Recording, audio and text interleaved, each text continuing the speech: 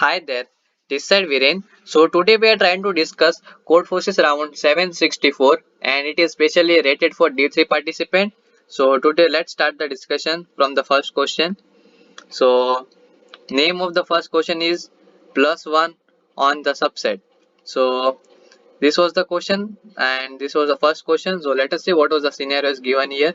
Like Polycarps got an array of integer from 1 to n as a gift. Now we want to perform certain number of operation so that all the elements of the array become the same.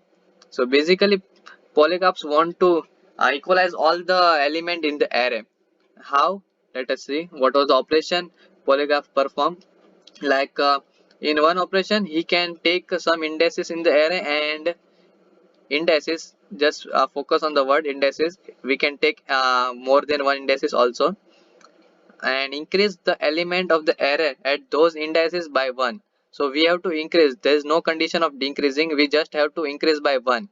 So yeah, this was the condition. We have to focus, I mean make more focus while preparing the code of this question. So let us, here is the given one example. Like a is given is like 42162. So we can perform operation by selecting indexes like 1 2 and 4 and increase by 1. In this way we just increasing and increasing and make the whole array equal.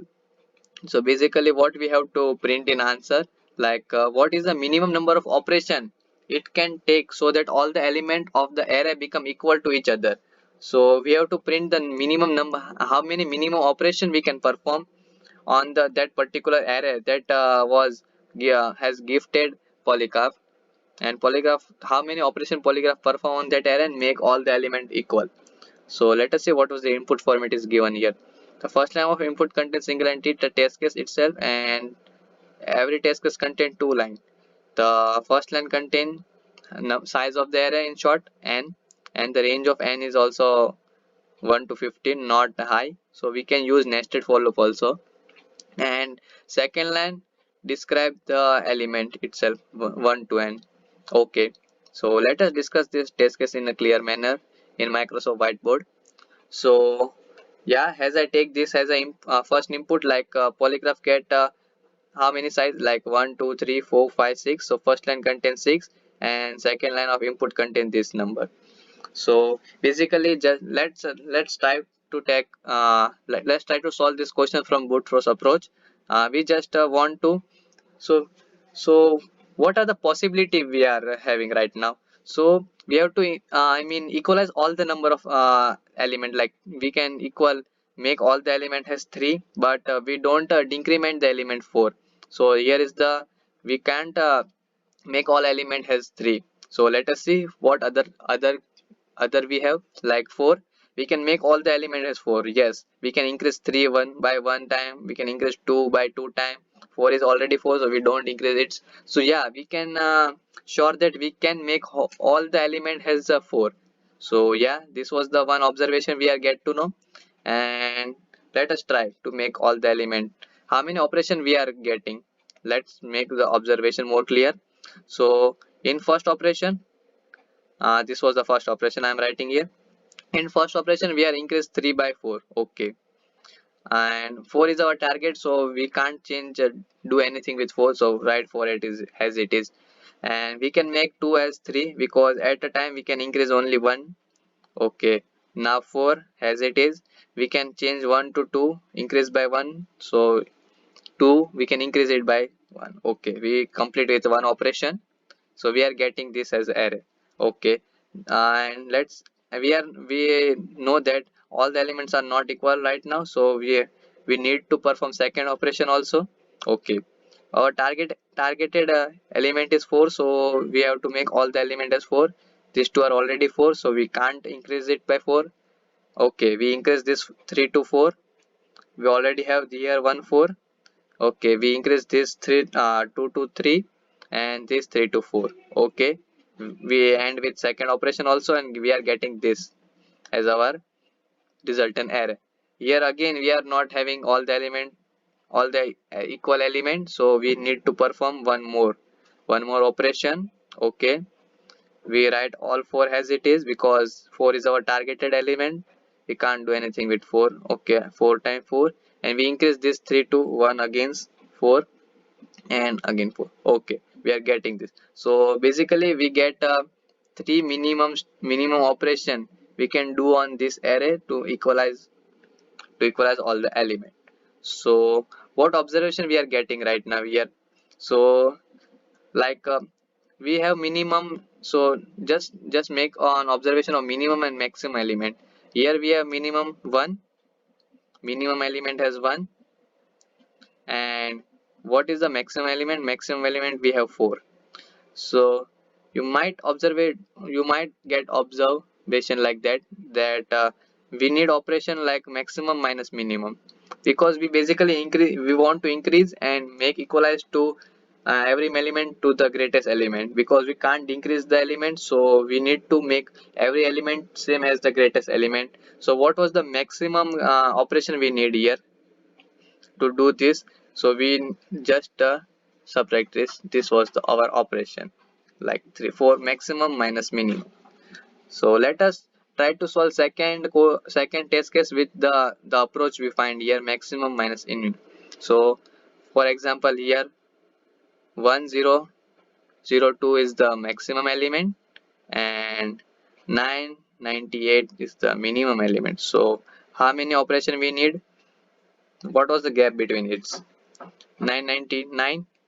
We just subtract 2 into 4, so we need 4 here as our answer. So yeah, this was the simple logic.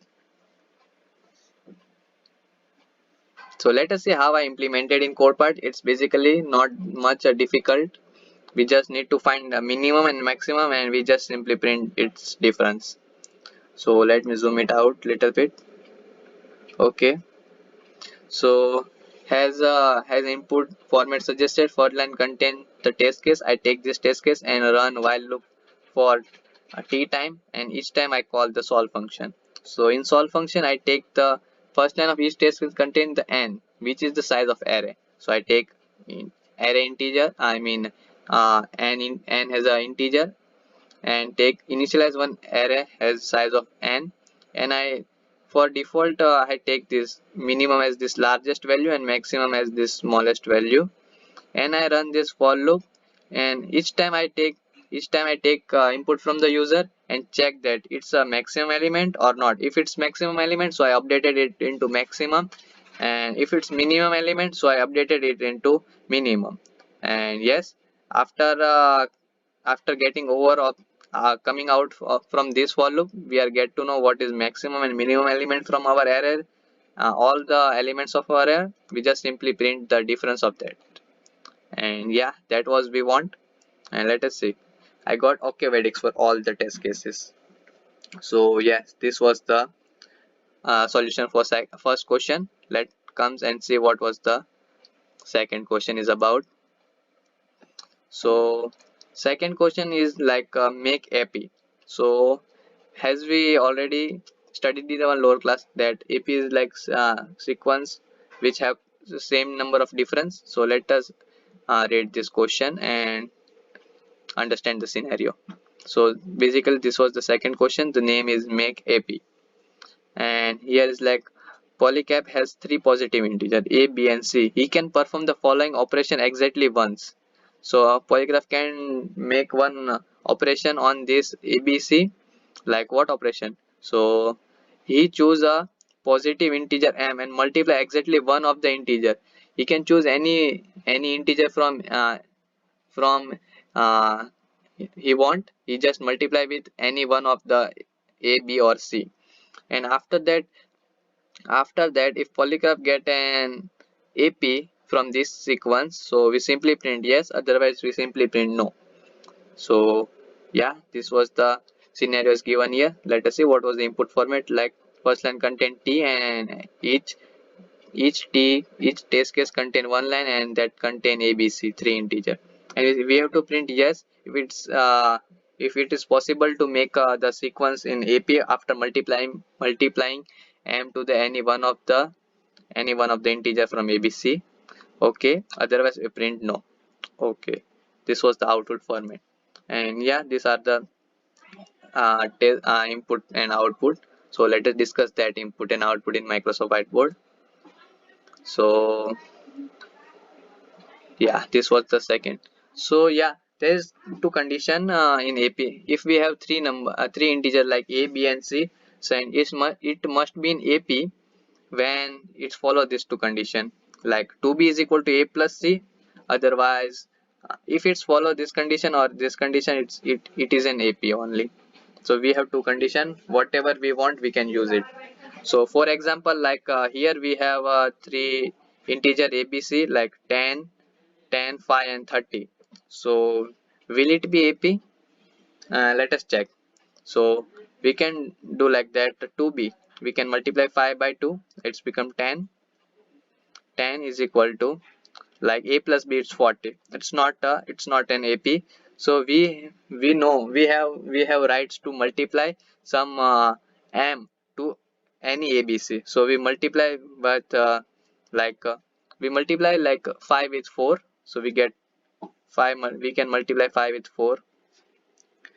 So here 5 it's become 20. And we check now, like 10, 20 and 30, now it's becoming AP. So what we are get to know that if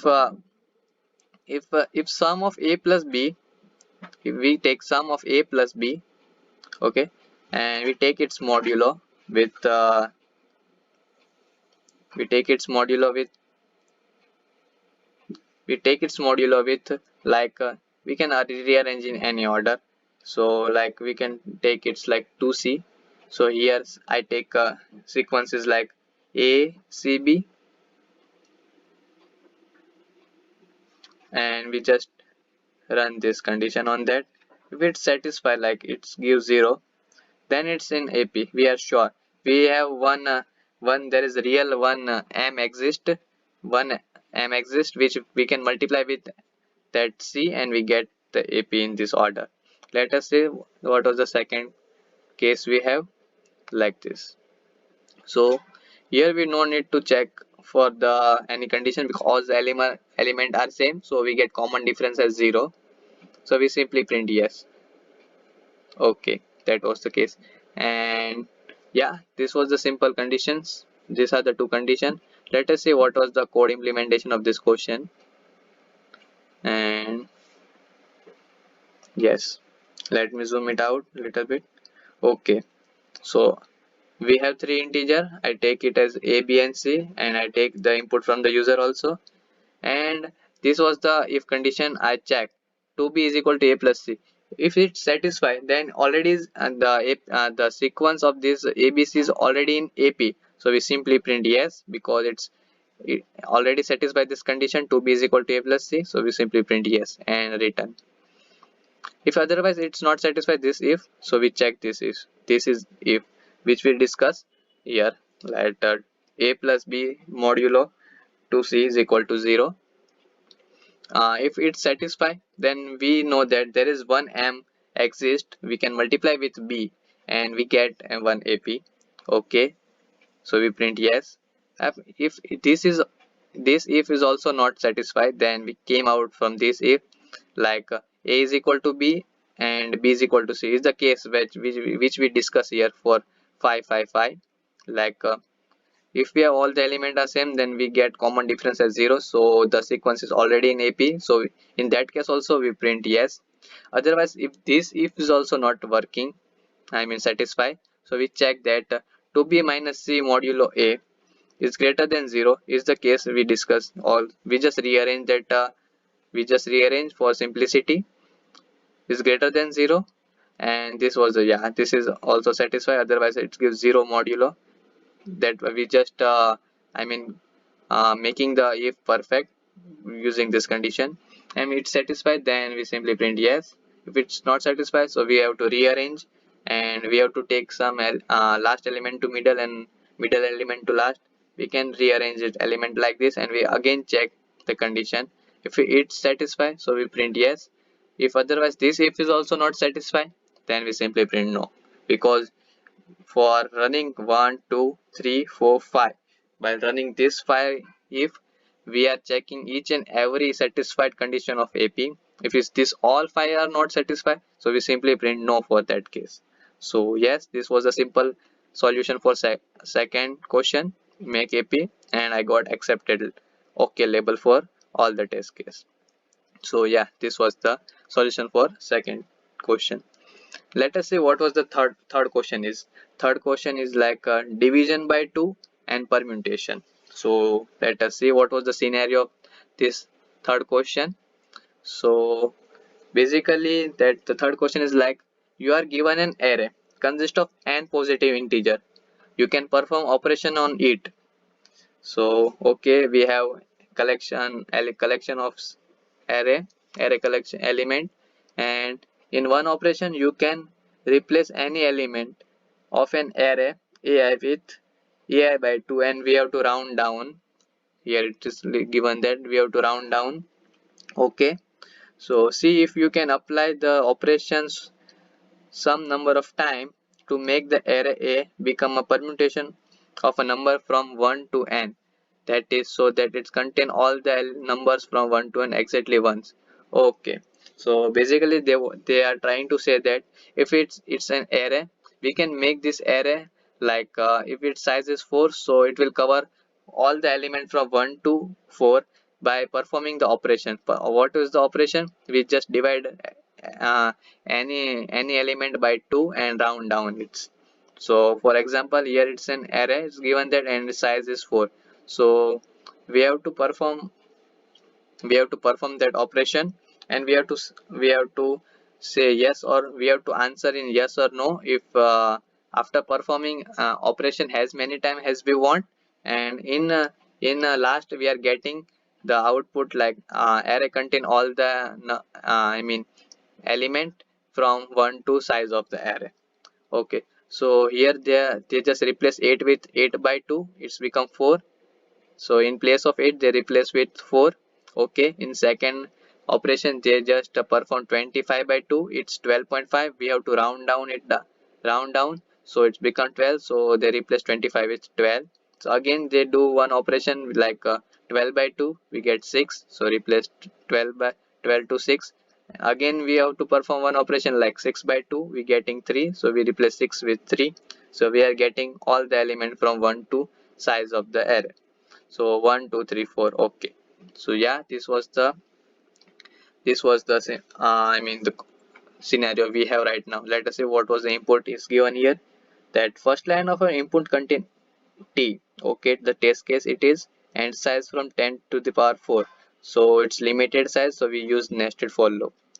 So each each test case contain exactly two lines. First line contain n, which is describing the size, and it is also having less size like 1 to 50. So this the size is giving idea like we can use nested for loop here. There is not problem with like 2 to, we can also use 4 nested for loop here also, as many as we want. The second one contain integer. Okay, all the element. So yeah, this was the input and output. Let us see how it's look. Okay, so third question, division by 2 and permutation. So basically what we have to do, like we already discussed this case, but we are trying to discuss what was the approach we are going to build for coding part. So basically I take another array of same size, and I already store the element like if it is of size of 4, so I create another array of size 4, and I make all element has like this 1 2 3 and 4. Okay, this was the our targeted array. We are given array like this, and this b is our targeted array. Okay, so what logic we are going to build like, so we just do brute force approach here also. So because brute force is the basic approach, we have to try with brute force for each and every question. If brute force is not working fine, so we can go for any other approach. Like for example, what is brute force approach like we are using here? So basically I started from first element and I go till end. And what else operation we are doing right now? So what I do, I take first element and I check if it's less than or equal to size of array. If it's yes, so we simply update this B element. We just find that element in B array and we get yes, we get a 1 as here. So we simply update this one as 0. Okay, we come out. Okay, we done with first element. We came out to the second element 8. 8 is less than equal to 4. No, 8 is not less than equal to 4. Okay, it's not less than equal to 4, so we have to perform operation. What operation we have to perform? We just divide 8 by 2. Okay, 8 by 2, we get to know that 4. Okay, 4 is less than equal to 4. Yes, it's 4. Then this, if this condition will satisfy, then we again search in B that 4 is present. Where 4 is present, so we get to know that 4 is present here, so we update 4 with 0.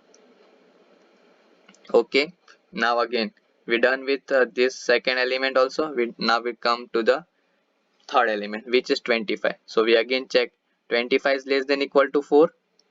So no, 25 is not less than equal to 4. So we just simply divide 25 with by 2. So we are getting like 12.5. We have to round down, so 12. So again we are getting 12. Again we check 12 is less than equal to 4. So no, 12 is not less than equal to 4. So we need to divide 12 also by 2. Okay, so we simply divide 12 by 2.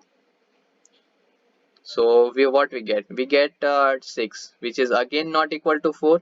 So we get 6. I am writing here. We get 6, and we again check 6 is less than equal to 4. So no, 6 is not less than equal to 4.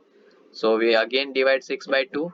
Until we are not getting element less than equal to 4, we just dividing it by 2, because we have no restriction on operation. We can perform as many as operation we want. So what we get? We get 3 less than equal to 4. So yes, we get this condition true. So we again check in B, where is 3 present. So we get here is 3. So we update this 3 also, 3 with 0. Okay, fine.